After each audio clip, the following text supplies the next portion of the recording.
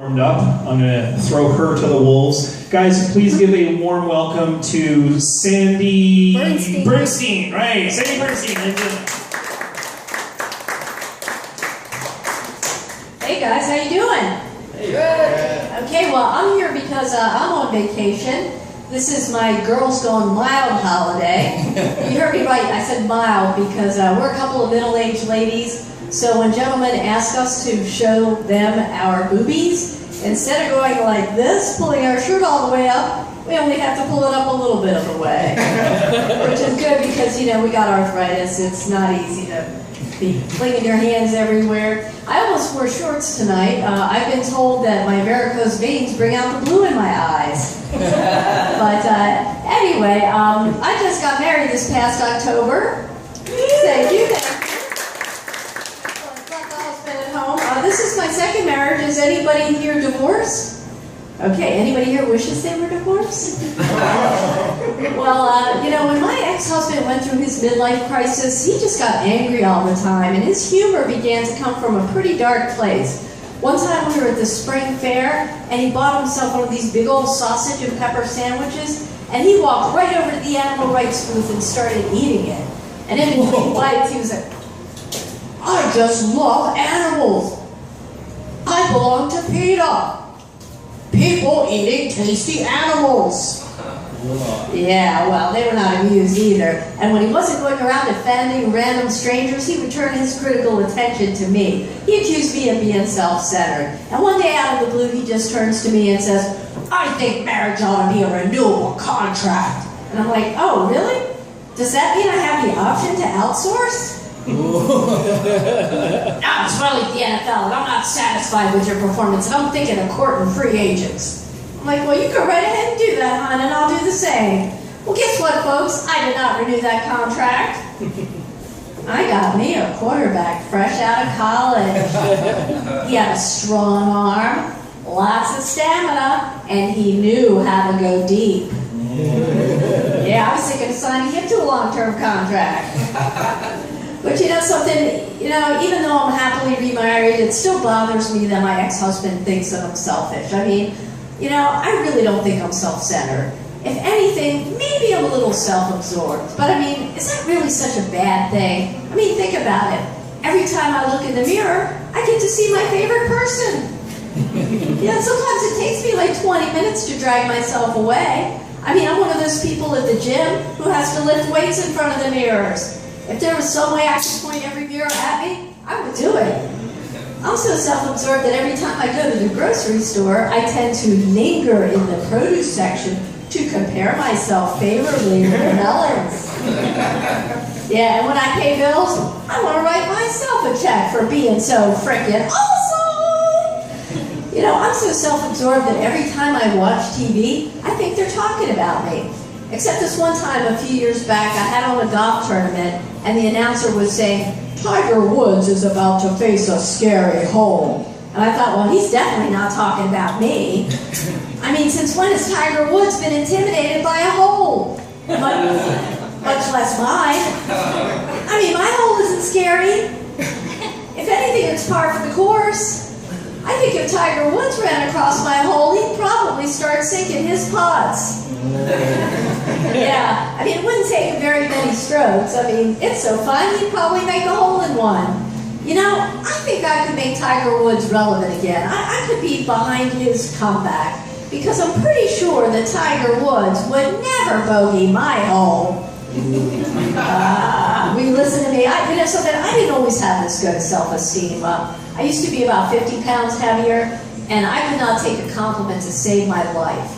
Now, early on in my weight loss journey, I ran into this buddy of mine I knew from Hebrew school, hadn't seen me in a while, and he was like, "Sandy, you look great. Have you lost weight?" And I'm like, no, you wouldn't say that if you saw me naked. You should see me naked. Well, he says, "Why should I take your word for it? I'd love to see you naked." I'm like, "What, right here, right now in synagogue?" So, I'm putting my clothes back on. And he looks at me and he goes, "You know something, maybe you're right. Now that I've seen you naked, it really doesn't look like you've lost any weight." Well, I was really bummed out about that, so I joined Weight Watchers. And after about a year or so of really hard work, I finally reached my goal weight. So give it up for me. Thank you. clothes because I don't know if you can see how wrinkled these clothes are, but you should get a load of what's underneath. I mean, you would not be clapping if you saw me naked. You should see me naked. Anyway, so I lost the 50 pounds, right? But no amount of keychains or Bravo stickers in the world could convince me that I wasn't still this fat chick. Until one day, I happened to be in the D.C. Metro. I don't know if anybody's been to Washington, D.C., has been to the Metro there. But let me tell you, it brings out the worst in people. So I'm riding up the escalator at the DuPont Circle Metro station, and this big guy tries to push past me. He's like, "Hey, would you mind moving your skinny ass out of my way?" And I'm like, "Excuse me, what did you just say to me?" "I said, get out of my way, you skinny ass bitch." And it was like the clouds parted and the angels sang. The trumpets blared. I had finally seen the light. I mean, skinny ass bitch. That was like the nicest thing anybody had ever said to me. So I stripped down butt naked, mounted him, and gave him a big wet kiss. Oh, guys, I'm just kidding. That didn't happen. I didn't kiss him. But anyway, so we just got married this past October. And did I mention that my ex-husband's name was Tom? I don't know if I did or not, but anybody want to guess my current husband's name? Tom, that's right. Which is very convenient for me because I don't have to worry about yelling out the wrong name during sex.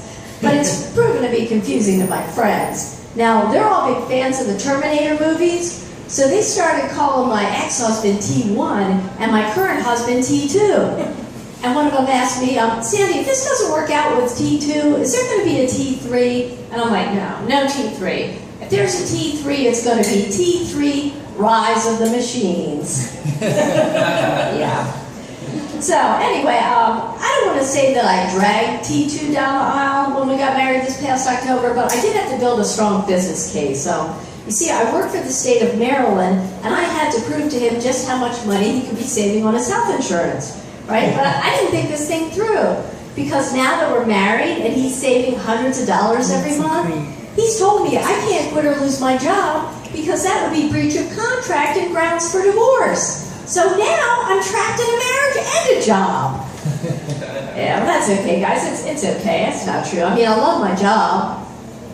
Now, my boss is pretty cool. Thank you. My boss is pretty cool, but sometimes I feel sorry for her because I would not want to have me as an employee, okay? Let me give you an example. One day, it happened to be April 20th. I strolled into work at the stroke of 9:15-ish, and she was like, "Sandy, you're late." And I'm like, "Yeah, but I'm sober." And I should get brownie points for that, seeing as it's 420 day. Oh. Yeah. And she's like, "Sandy, this comedy thing has taken over your life. I mean, you don't take your work seriously anymore, especially your deadlines." And I'm like, "That's not true. I live and breathe deadlines. I mean, I love deadlines. I love them so much that after a while, I start missing them." Oh. And she's like, "Sandy, are you trying to get yourself fired?" And I'm like, "Well, a person's got to have goals and objectives, right?" Now, you know something? That sounded a lot funnier when I rehearsed it in front of my cat the other night. Yeah, but come to think of it, she didn't laugh either. She hissed. Yeah. We had to get her fixed earlier this year because she wanted to heat, and she kept rubbing her butt up against my husband's pants leg.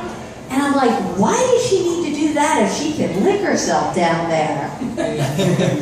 Yeah, so anyway, now that she's fixed, she has become obsessed with food. I was making tuna salad the other night, and she kept pestering me, so I finally put some on my finger and offered it to her, and she chomped down. I mean, she bit me. I mean, she drew blood. And I'm like, "Damn, cat, what are you trying to do, eat me?" But the really disturbing thing was that she continued licking my finger long after the tuna was gone. So, like, I wonder, you know, has she developed a taste for human flesh? You know, I think if I were to die alone, she wouldn't waste any time. I mean, she wouldn't even wait for my body to get cold before turning me into tender victuals. I mean, my husband would come home from work to find my carcass stripped clean. I mean, it's gotten to the point now where I'm afraid to even sleep past the alarm. Because last time we hit the snooze bar, I opened my eyes and there she was on my chest, holding a mirror under my nose. Guys, I think I got a zombie kitty on my hands. But, so what was I talking about before I got off on this kitty cat tangent? Oh yeah, I was talking about work, okay. So anyway, I'm from Baltimore originally. My office is in D.C. And I don't know if, being in the nation's capital, they're politically correct or uptight, but they just don't get me, Like one day a few weeks ago, I was in a meeting and I got the grandmother of all hot flashes. I mean, I had sweat dripping down my nose, I was fanning myself with a notepad, and my face must have been beet red because this nice young man at the meeting was like, "Are you okay?" And I didn't want to say, "Yeah, I'm having another hot flash. Welcome to my private summer." Because last time I did that, I got a little talking to from Human Resources. So instead I said, I really ought to stop smoking crack before coming to these meetings. Yeah, well, I'm glad you guys are laughing because they were not amused. A few minutes later, I'm in the ladies' room stall and I overhear a couple of them talking, and I hear one say to the other, "Do you think she was serious about smoking crack?" "I don't know, she is from Baltimore." I nearly dropped my pipe. Guys, I wasn't really smoking crack. I don't go anywhere near that stuff. Not when there's heroin. No, I don't mess with illicit drugs, trust me, because I got prescriptions. Speaking of which, I'm going to go pop some pills and get out of here. My name is Sandy Bernstein. Look me up at sandybernsteincomedy.com. Thank you. Good night. You guys have been great. Keep going for Sandy Bernstein, ladies and gentlemen. Okay. All I heard was smoking crack.